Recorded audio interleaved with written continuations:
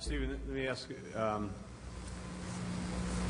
you can spend X amount of dollars to have a course that is equal to Ballamore or Blue Heron Pine, or you can have a course that is, that is a good municipal course.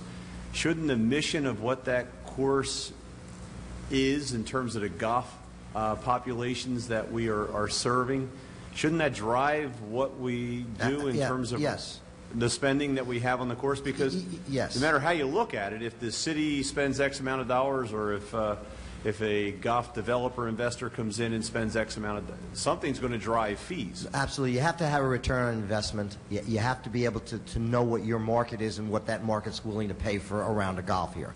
You're not going to suddenly have $200 rounds of golf. You're going to be whatever you are. I don't know what you are. Getting back to what you said, this all ties in. In doing the master plan and seeing what we might need for a permit, if we do need a permit for some places, because I think the project should be phased, what we might very well do is say, well, what are the priorities? What do we have to improve? Maybe that first phase doesn't require any permits. Because what's important to me, and what you want to do for a marketing thing, and what I always recommend to clubs, whether they're private or public, is start doing some renovation on some of the closing holes. Do work on your 15th. I'm not talking about in general. Do work on the 15th hole, 16th hole, 18th hole. That way, when the golfer's finished with his round of golf and he goes in the clubhouse with his hot dog and his beer, wow, did you see what they did on 17? Did you see that? If you do it on the second hole, that's 4 hours ago.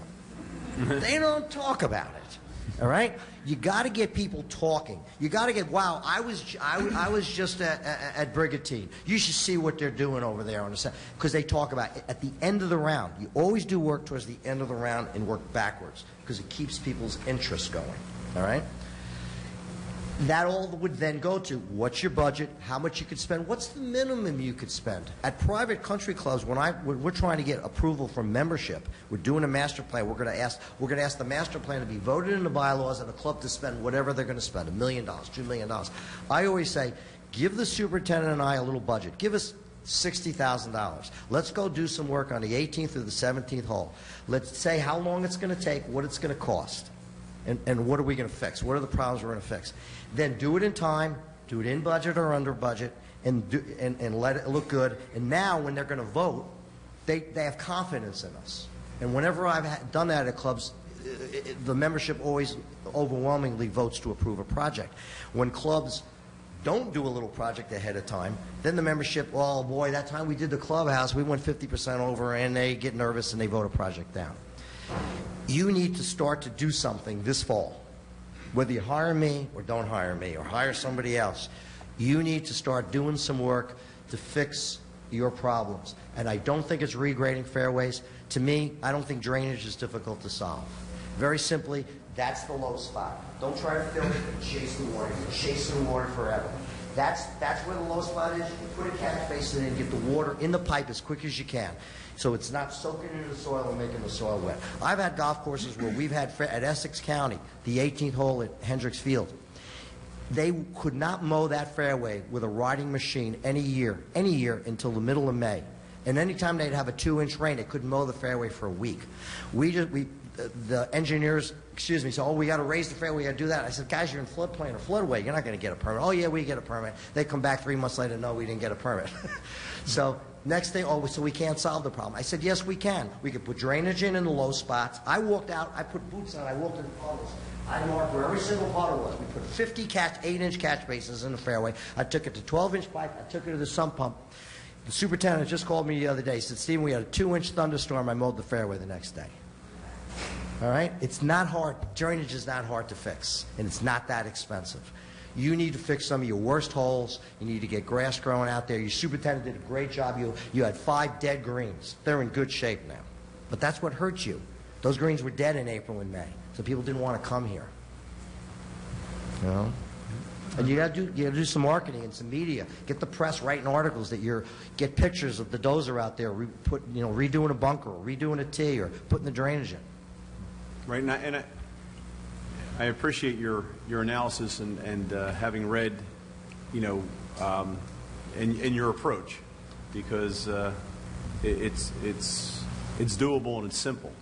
But also, putting in the information that we received from our engineer, and I don't know if you've had a conversation. No, with I'd be happy to go around the golf course with you and because talk of our drainage that runs through there that drains streets as well.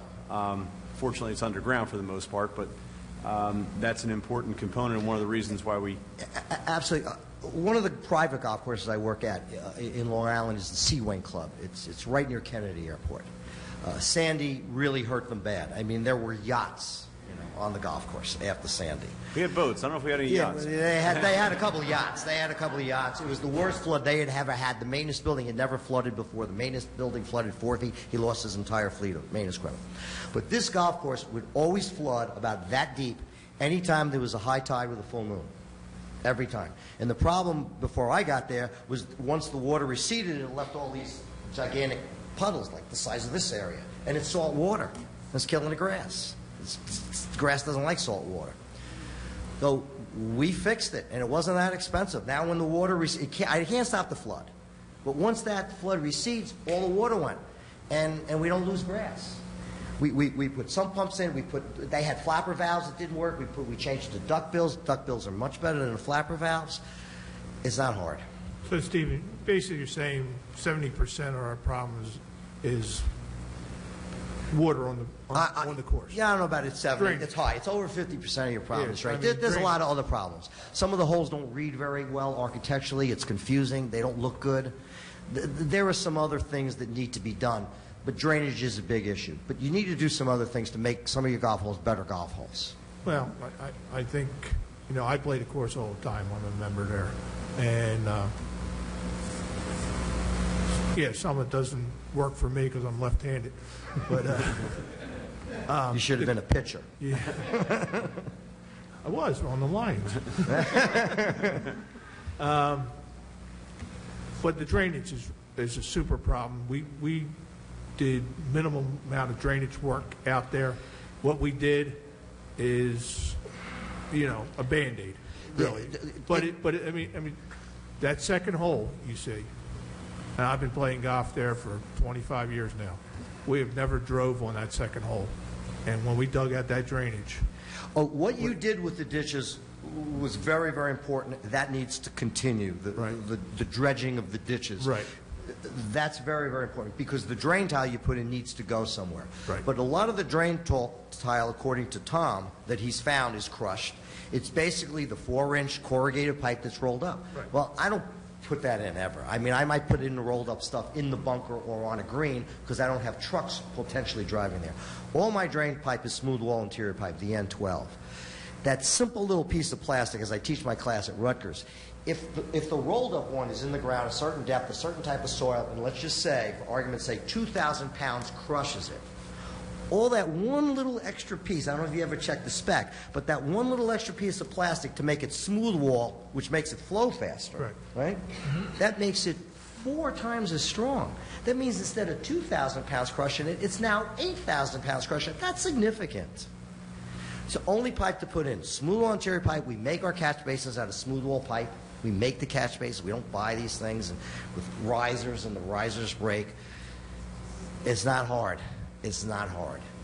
It's not that difficult to improve your golf course. There's 2 things you got to do. You got to improve your golf course, and you got to figure out how you're going to run your golf course. Is it these 5-year contracts with management companies, or is it a long-term thing where they put their money in to improve it? That's your decision you got to make. But even if they put their money in, You should control what the design is. you would still recommend that it be done in phases. Absolutely. Over, Could you afford? Unless you think you could afford to close it for a year. and in your opinion, are there concessionaires that would? There might be. I've talked to a couple in the last 2 days that might be interested. What kind of numbers? The problem that you have compared to the New York City golf courses is they get 50, 60,000 rounds of golf. There's Correct. 8 million people. They would be interested, but they have to have time to recoup their money. So one of the guys told me, he said, if I was interested, which he's not, he wants to be in New York City, but if he was, he said, I could come up with $2 million. I could improve the golf course. I could put a new irrigation. I could rebuild all the bunkers, tees, put the drainage in. But I might not pay rent That's what for we- 6 or 7 years. And then I have the next several years to recoup. And he says, and they shouldn't be upset if something happens to me and I walk away. They just got everything for free. He says, but I can't pay rent right away. In New York City, they pay rent right away, but they don't pay that much the first 3 years. Right. This guy's I've worked for him on 5 golf courses in New York City. Van Cortlandt, first public golf course in the city. He's put $3 million into the golf course and the clubhouse. It's a historic building that he's redoing. He's paying very little rent the first 3 years, and then he's got 17 years to recoup his money. Right. So in that 20-year lease. scenario, for 7 years, we have 5 years to pay on our golf course. We have I know. approximately $2 million, so the taxpayers would have to pay that $2 million, that- and the other guy would put $2 million So into the course. and I just found that out today. I did not know that you still had a mortgage. Right.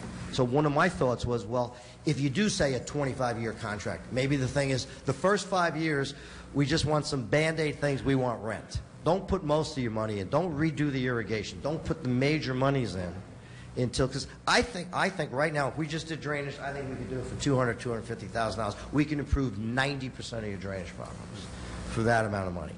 So if we get that done first, you tell the concessionaire, okay, the first 5 years we want rent. Then the next 5 years you're putting a lot of money into it. Don't pay rent, and then because then you don't have any mortgage. And then the next 15 years you're recouping your $2 million you invested. That's another possibility. For $250,000 as a businessman, I would just rather see the city do that and keep the golf course in city control. This whole thing could be a very long discussion.